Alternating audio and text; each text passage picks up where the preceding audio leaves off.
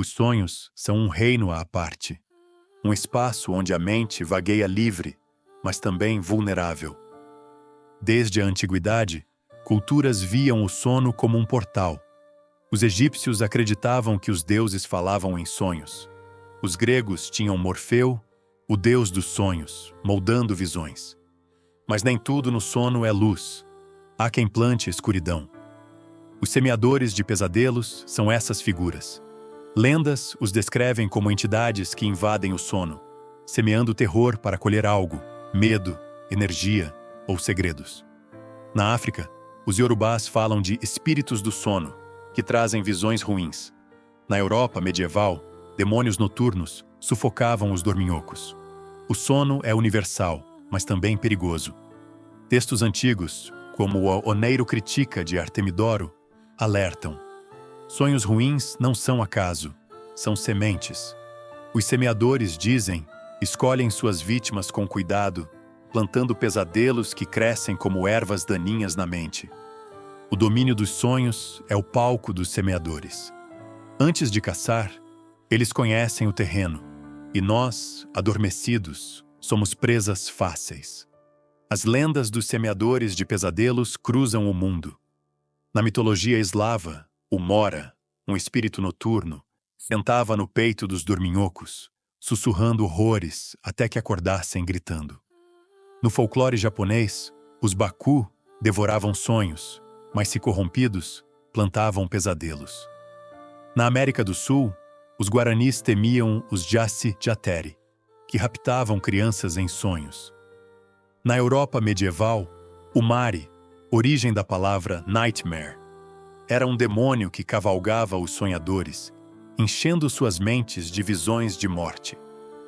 Na África Ocidental, os Ashanti falavam de adversários do sono, espíritos que semeavam medo para roubar força vital. Até os aborígenes australianos descreviam seres do tempo dos sonhos que puniam com visões. Essas lendas compartilham traços. Os semeadores são descritos como vultos etéreos, com olhos que brilham na escuridão, ou vozes que sussurram em línguas esquecidas. Eles não matam.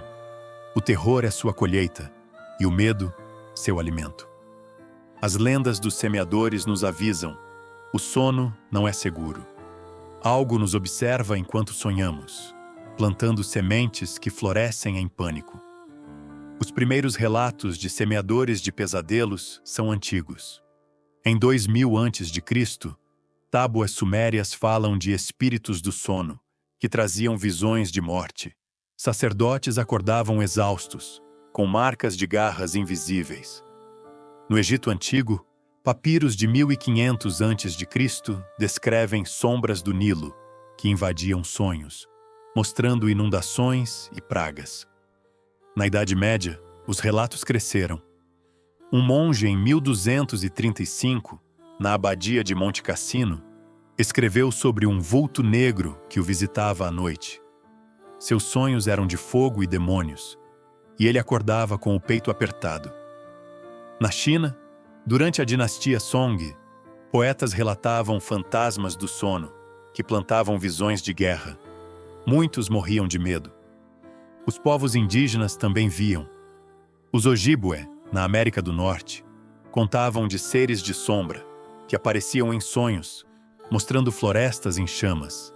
Quem os via, adoecia. Esses avistamentos convergem. O semeador aparece, o pesadelo começa, e a vítima acorda drenada, como se algo tivesse colhido sua energia. Os primeiros avistamentos mostram um padrão. Os semeadores não são novos. Eles caçam há milênios, e o sono sempre foi seu campo. Que tipo de pesadelos os semeadores plantam? Os relatos são vívidos. Em 1348, durante a Peste Negra, camponeses na França sonhavam com homens sem rosto, que os perseguiam. Acordavam gritando, e muitos morriam dias depois, sem causa. No Japão, samurais do período Edo sonhavam com rios de sangue. Os sonhos os deixavam apáticos. Na África colonial, missionários registraram casos. Em 1902, Na Zâmbia, uma vila inteira sonhou com serpentes de sombra que os engoliam. As crianças acordavam mudas, incapazes de falar por semanas. Na Europa, durante a caça às bruxas, acusadas relatavam sonhos de demônios rindo, visões que as levavam a confissões forçadas. Os pesadelos têm temas comuns: perseguição, perda, escuridão. Um caso moderno, em 1985, no Zessiewna, intrigou psicólogos. Um homem sonhava repetidamente com olhos na escuridão. Ele acordava com o coração acelerado e sua saúde mental ruiu. Os semeadores, dizem, plantam o que mais tememos. Os pesadelos plantados são sementes de terror. Eles crescem na mente, colhendo medo, e os semeadores sabem exatamente o que semear. Como se defender dos semeadores? Culturas antigas criaram rituais para proteger o sono. Os gregos penduravam penas de coruja. Morfeu, dizem, as temia. Na África, os Ashanti colocavam facas de ferro sob a cama. O metal repelia espíritos. No Japão, amuletos com kanji de sonho bom eram usados para atrair os baku benignos. Na Europa medieval, dormia-se com alho e sal ao redor. O cheiro afastava o mare. Os Ojibwe faziam apanhadores de sonhos, redes que filtravam visões ruins. As teias, dizem, prendiam os semeadores. Na América do Sul, os guaranis cantavam hinos ao deus Tupã antes de dormir, pedindo proteção. Esses rituais eram sérios. Na Pérsia, zoroastristas mantinham velas acesas. A luz, símbolo de Ahura Mazda, espantava o escuro. Até hoje, algumas tradições persistem. Em 2020, uma comunidade no Brasil usou ervas e cânticos para limpar sonhos após pesadelos coletivos. Os rituais de proteção mostram o medo universal dos semeadores. O sono, tão frágil, precisava de defesa, um escudo contra o terror invisível. O que os pesadelos deixam? O terror dos semeadores não é só medo, é devastação. Em 1692, durante os julgamentos de Salem, várias bruxas confessaram após sonhos de demônios rindo. Os pesadelos as quebraram. Na África, em 1920, um xamã Zulu relatou que uma vila inteira adoeceu após sonhar com sombras devoradoras.